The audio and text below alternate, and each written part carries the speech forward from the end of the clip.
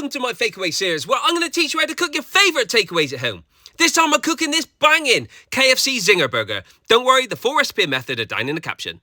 Let's start by whipping up the marinade for the chicken. Combine yogurt, paprika, garlic granules, chili powder and an egg, along with a pinch of salt, then pop in the chicken thighs and leave to marinate for at least 2 hours.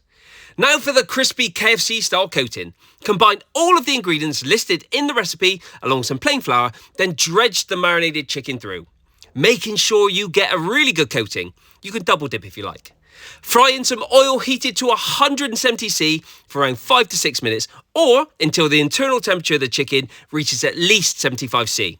Now to build the burger. Spread some mayo onto a toasted bun, then lettuce, cheese, the crispy chicken, and then finally top with the second half of the bun. What would you like to see next in the Fakeaway series? Like and follow for more content, and make sure to tag a KFC fan. Bang it!